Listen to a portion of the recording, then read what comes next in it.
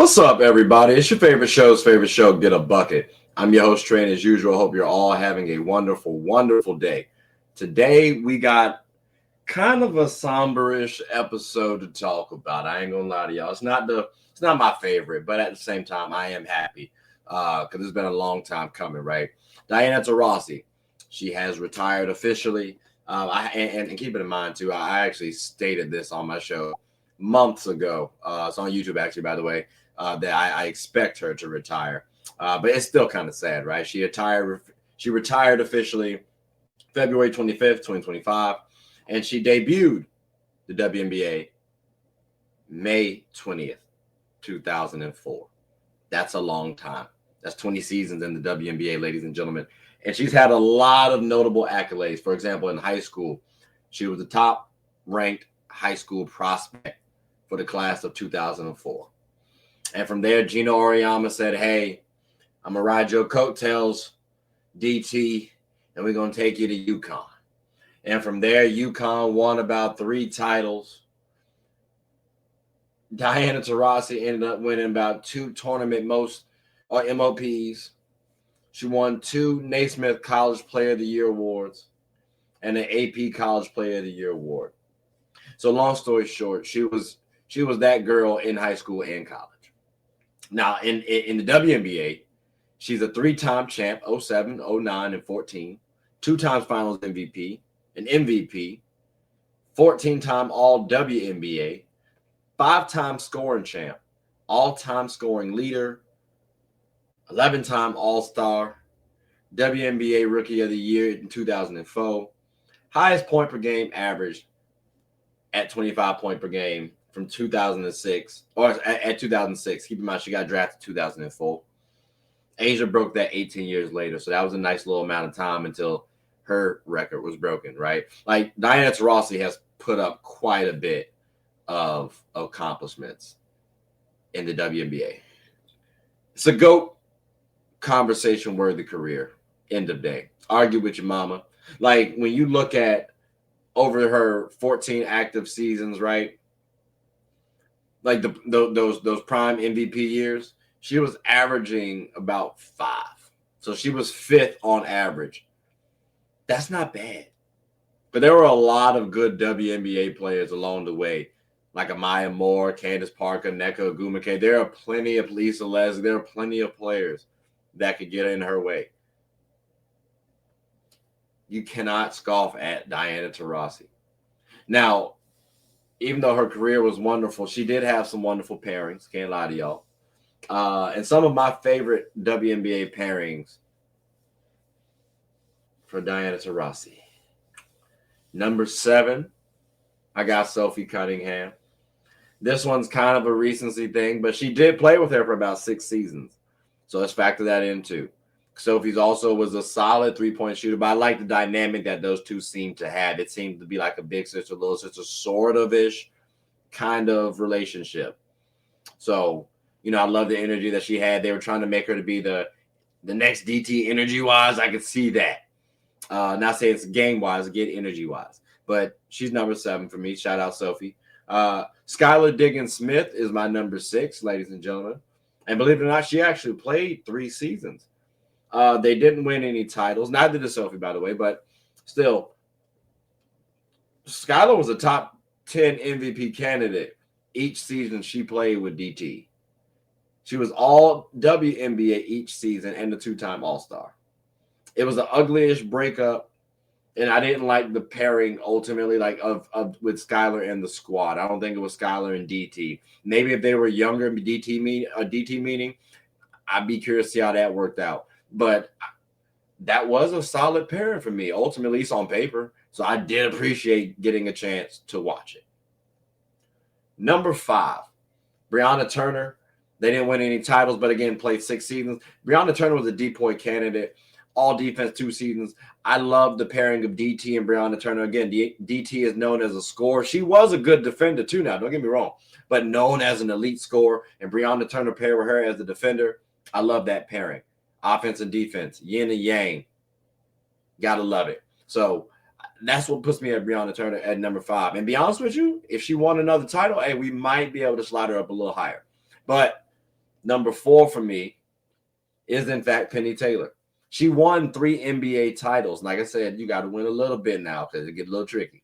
But 3 NBA titles, that's a lot. That's all the titles that DT won. So she was the longest reigning player or teammate for DT, 11 seasons. Well, close. But again, that longevity does help out. And the fact that she was third option, Dewana Bonner.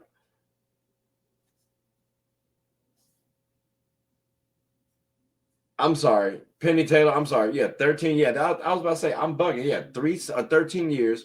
The longevity piece is the piece for me. The injuries is what derailed her, but she does give me like the D Fish vibe. So again, 13 years.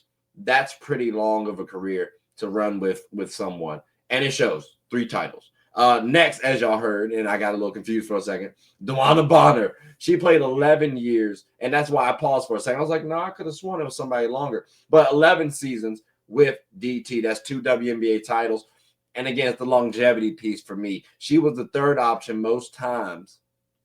So, like, that does, help out. Her and Penny, I could interchange again. Penny was the injuries, but Dewana Bonner is a bona fide hooper too. Third option. Unfortunately, she might have been able to play the second option. I love her at the third option over DT, though. Again, it's a defensive pairing that I love to have. So, Dewana Bonner as my third option. That's why she's number 3 for me. Number 2, we got to bring up Brittany Griner. Now, she won 1 WNBA title in 12 seasons. So you might be wondering, why do I have her higher than Dewana Bonner or Penny Taylor? Well, ladies and gentlemen, I got to say it's this simple. The dominance that she had. Like, Brittany Griner was more dominant than Dewana Bonner and Penny Taylor. Again, injury throughout Penny Taylor. And Dewana Bonner is a stud. But, like, Brittany Griner is a hooper. Like, she's what? Come on now. She was averaging 3.4 blocks during the playoffs. Like, you have to call her a transcendent talent. You have to. Giving you 15 points, 16 points a game. That ain't bad. I wish they won more titles. I was loving that pairing. BG and DT seemed like it could have been Shaq and Kobe. And keep in mind, there is a little Mamba mentality going on because she was called the White Mamba. So, and that was deemed by Kobe. Just saying. But my number 1 pairing, because y'all could be wondering, BG's number 2. Damn, who's number 1? I got to go Cappie Pondexter. They won 2 titles, and this was her second option, all right? So, again, the options piece wins it. It was over 4 years. I get you. So maybe the longevity piece, you might want to throw somebody else a little higher. But 2 titles in 3 seasons, ladies and gentlemen, she gets the tip of the cap to me. Like she gets the tip of the cap for me. So, Cappie Pondexter, you are my number 1. You're my favorite WNBA pairing with DT that she actually did have. Now, we got to go down the favorite WNBA finals matchup, right? I want to talk about, because she won 3, like we talked about, right? I'm going to just biasly say this. 2007 was my favorite year of hers, okay? Main reason why it does not include my team. She did not play my Sparks. So I'll take that. She ended up sweeping Sue Bird, her best friend, right? That's kind of cool. Then Becky Hammon. That's kind of crazy. That is the Aces coach right now. That's kind of wild, right? Then she went to game 5, which, keep in mind, it was the best of 5, versus the best team in the West, which was the Detroit Shock. You got to love that matchup across the board. But more importantly, my Sparks was not a part of her winning. The other 2, though, they definitely included it. 2009. Yeah, this was the most entertaining finals. I'll say that, right? So 2009, they beat Becky Hammon again, right? Then they beat my Sparks. And this is CP's second year, Candace Parker's second playoff. That also includes Lisa Leslie, Tina Thompson, and Noelle Quinn, the Storm's current head coach. That's wild. Then you end up beating Tamika Catchings for the title. It went game 5. Like, that's DT versus Tamika is wild. Gotta watch that. Extremely entertaining. Those two are phenomenal players, transcendent players, GOATs of all time. Gotta watch that matchup. That's why I say it's the most entertaining finals matchup. 2014, it was the most impressive. I'll give it to her. Because you beat my Sparks again. Dang. You beat the Lynx. That includes Maya Moore and them. You know what I mean? And they were solid back then. They just didn't have Sylvia Fowles. But they had a decent squad. Just saying. Then you sweep the sky. And that includes Courtney Vandersloot, Allie Quigley, Epiphany Prince, Elena Deladon, and Sylvia Fowles. Oh, and Jessica Breland. All those were all-stars at some point in time. We got some Hall of Famers on this thing. Like, bro, like it's kind of crazy when you think about it. So again, those are some really solid finals matchups. And she had a wonderful career. She had a wonderful time. Again, she won those. That's wild. Then we got to talk about the favorite pairing wish list. And I can make these quick because, again, they ain't happen. But just imagine it for a smooth second, right? Candace Parker. I'm gonna start a little biasly. Just because, again, we talk about my Sparks, right? You can say Lisa Leslie, too, if you like. But Candace Parker, or again, Lisa Leslie, if DT comes to her home team, oh, that's phenomenal. Can you imagine Candace Parker and Lisa Leslie and Diana Taurasi on the same squad? Candace Parker, her versatility offensively and defensively, plus Diana Taurasi scoring the ball and being the defender that she was. And she can play make too. She has good IQ. That would have brought in some championships. I can't hold y'all. Like, and keep in mind, I don't want to sound ungrateful because I love the team we had with Chelsea Gray and Nneka Ogwumike. I'm just saying I'd be curious to see how that shakes out. Another pairing that I would have loved to see DT with is Elena Deladon. Ladies and gentlemen, again, from a scoring perspective, we got two players we can slide them to the 3 and the 4, or the 3 and the 5, or the 2 and the 5, 2 and the 4. We might be able to let DT run a little point for us. We might be able to have 2 and 3 with Elena Deladon at the 3, DT at the 2.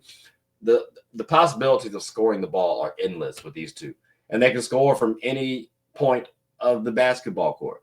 It would have been insane to watch from an offensive standpoint. All you just need is some plug-and-play defenders and somebody to be able to hit an open shot. Because I promise you, that's all you would need. These two would have been able to get a bucket like none other. So I honestly, offensively, I think they would have been better than Candace Parker. I just think overall versatility-wise, we might have been better with Candace Parker. That's it. So yeah. Elena Deladon offensively, that might have been the best offensive pairing. We'll talk about it, though. Sue Bird, though. That's another pairing we got to talk about because, again, it's her best friend. We got the UConn connection, right? Elite backcourt. They were also Team USA's star-studded backcourt for the longest, right? They got 5 gold medals. So, again, getting to actually see that in the WNBA, I do think that would have been pretty cool. Seeing the energy that they get to display all the time is kind of nice. Also, you get to see some of the battles that they have internally as well, too. I'm sure they would fuss at one another. Again, they're best friends. It's not like it's unhealthy. It would have been cool to see. Again, I would have loved to see that pairing. We really don't have to explain that too much. The next pairing that I would have loved to see, and this is my final one, Maya Moore. Ladies and gentlemen, when we talk about, and this is why I said arguably the best offensive matchup for Elena Deladon, because when I say these are two of the best scorers I've watched, and if they're on the same team, oh my gosh, you could say redundancy. Like, I hear people talk about having Jordan and Kobe on the same squad, like, I hear it like, hey, you know what I'm saying? And that's how I kind of view this similar matchup, or similar pairing. Two-way players at the highest caliber. Oh my God, that would have been phenomenal. If we could have seen any of these pairings would have been gracious. But this one, it sticks out to me for some reason. I can't hold y'all. This would have been phenomenal to watch. So I would have loved to see any of those pairings. Those are my 4 pairing wish lists. But let's slide on down because I'm done. Let's slide on down to the favorite dream wish list for Diana Taurasi to have played in the finals. Now, I'm going to start off with my realistic and also then go down to the wish list because these couldn't have happened at all whatsoever. But in 2010, Diana Taurasi and the Mercury could have actually played the New York Liberty in the finals. And I think that would have been extremely phenomenal because, ladies and gentlemen, if y'all remember, I said earlier, my favorite WNBA pairing, teammate-wise, was Cappie Pondexter for Diana Taurasi. And in 2010, Cappie Pondexter actually ended up leaving the Mercury, and she went to the Liberty. So the fact that we could have gotten to see number 1 versus number 2 in the finals, that would have been phenomenal. They both ended up losing in the semifinals. So it's very unfortunate. Hell, they got swept, I believe. So that one really hurts. But again, that would have been phenomenal to see. Good entertainment. I don't like that. Yeah, that's like, because again, they won the championship in 2009.